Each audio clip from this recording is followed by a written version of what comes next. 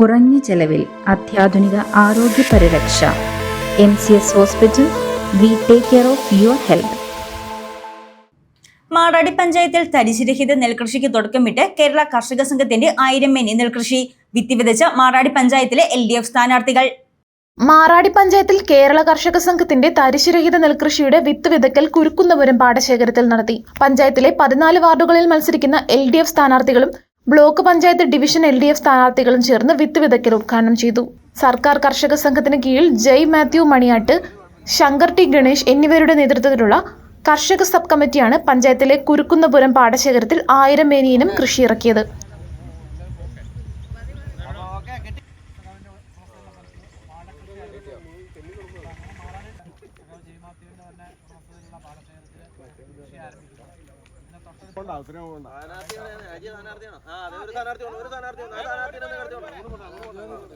ഇതിനോടകം വിവിധ യൂണിറ്റുകളുടെ ആഭിമുഖ്യത്തിൽ വിവിധതരം കൃഷികൾ ആരംഭിച്ചു കഴിഞ്ഞുവെന്നും പുതിയ ഇടതുപക്ഷ സർക്കാർ അധികാരത്തിൽ വരുമ്പോഴേക്കും മാറാടിയെ തരിശുരഹിതമാക്കുമെന്നും കേരള കർഷക സംഘം വില്ലേജ് സെക്രട്ടറി KY മനോജ് പറഞ്ഞു.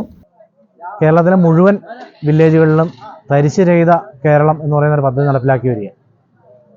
ആ പദ്ധതിയുടെ ഭാഗമായിട്ടാണ് മാറാടിയിൽ തരിശുരഹിത മാറാടി എന്ന പദ്ധതി കേരള കർഷക സംഘം മാറാടി വില്ലേജ് കമ്മിറ്റിയുടെ ആഭിമുഖ്യത്തിൽ നടപ്പിലാക്കാൻ ആരംഭിച്ചിട്ടുള്ളത്. ഇതിൻ്റെ ഭാഗമായി മാറാടിയിൽ ഞങ്ങൾ ഒരു കാർഷിക സബ് കമ്മിറ്റി കൃഷിക്കാരുടെ നേതൃത്വത്തിൽ രൂപീകരിക്കുകയും അതിന് നേതൃത്വം കൊടുക്കുന്നതിന് വേണ്ടി മാറാടി വില്ലേജ് കമ്മിറ്റിയിലെ സഖാക്കൾ ഗണേഷ് ശങ്കർ, സഖാവ് ജയ് മാത്യു എന്നിവരെ അതിൻ്റെ ചുമതലക്കാരായി തീരുമാനിക്കുകയും ചെയ്തിട്ടുണ്ട്. അപ്പോൾ അവരുടെ നേതൃത്വത്തിൽ കർഷക സംഘം വില്ലേജ് കമ്മിറ്റിയുടെ പൂർണ്ണ സഹകരണത്തോടു കൂടിയിട്ടാണ് മാറാടിയിൽ തരിച്ചു കിടക്കുന്ന മുഴുവൻ പാടശേഖരങ്ങളും കൃഷി ചെയ്യുന്നതിനായിട്ട് നമ്മൾ തീരുമാനിച്ചിട്ടുള്ളത്. അതിൻ്റെ പൈലറ്റ് പ്രോജക്റ്റാണ് ഇപ്പോൾ ഇവിടെ നിന്ന് മാറാടി പഞ്ചായത്തിലേക്ക് മത്സരിക്കുന്ന ഇടതുപക്ഷ ജനാധിപത്യ മുന്നണിയുടെ 14 സ്ഥാനാർത്ഥികളും ചേർന്ന് വിത്തെറിഞ്ഞ് പിന്നെ പരിപാടി ആ പ്രോജക്റ്റ് ഇവിടെ ഉദ്ഘാടനം ചെയ്തിരിക്കുകയാണ്. ഇത് വരും ദിവസങ്ങളിൽ ഇത് മുന്നോട്ട് കൊണ്ടുപോയി മാറാടിയിലെ മുഴുവൻ തരിച്ചു കിടക്കുന്ന പാടശേഖരങ്ങളും കൃഷിയോഗ്യമാക്കണം എന്നാണ് നമ്മൾ തീരുമാനിച്ചിട്ടുള്ളത്. നമ്മുടെ വിവിധ യൂണിറ്റുകളുടെ ആഭിമുഖ്യത്തിൽ പല തരത്തിലുള്ള കൃഷികൾ നടപ്പിലാക്കിക്കൊണ്ടിരിക്കുക. കാർഷിക മേഖലയെ കിട്ടാവുന്ന ഫണ്ടുകളെല്ലാം സമാഹരിച്ചുകൊണ്ട് പരിപോഷിപ്പിക്കുമെന്ന് മണ്ഡലം കമ്മിറ്റി അംഗം പോൾ പൂമറ്റം പറഞ്ഞു. പ്രകടന പദ്ധതിയിൽ പറഞ്ഞിട്ടുള്ള മുഴുവൻ കാര്യങ്ങളും ഞങ്ങൾ നടപ്പാക്കും. ഇവിടുത്തെ കുടിവെള്ള പദ്ധതിക്ക് മുൻതൂക്കം നൽകും.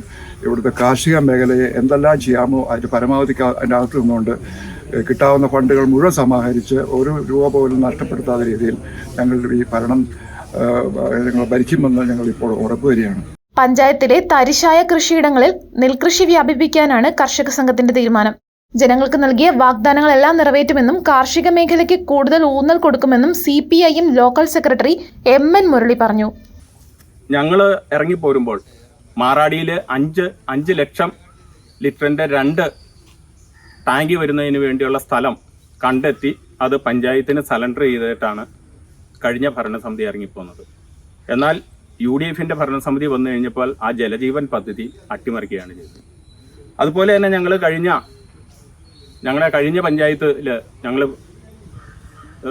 പ്രകടന പത്രികയിൽ ഏറ്റവും ഊന്നി പറഞ്ഞത് ഇവിടുത്തെ തരിശു കിടക്കുന്ന നിലങ്ങളെല്ലാം കൃഷി ചെയ്യും, അതുപോലെ തന്നെ കാർഷിക മേഖലയ്ക്ക് ഊന്നൽ നൽകും എന്നാണ്.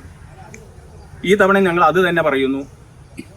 കാർഷിക മേഖലയ്ക്ക് ഏറ്റവും കൂടുതൽ ഊന്നൽ നൽകിക്കൊണ്ടായിരിക്കും ഞങ്ങളുടെ ഭരണസമിതി മുന്നോട്ട് പോകുന്നത്.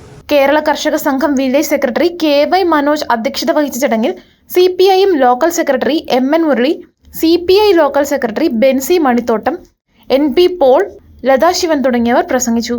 News desk, Muvattupuzha news.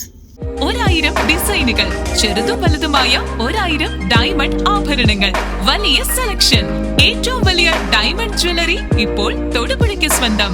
ജേക്കോ diamonds Thodupuzha.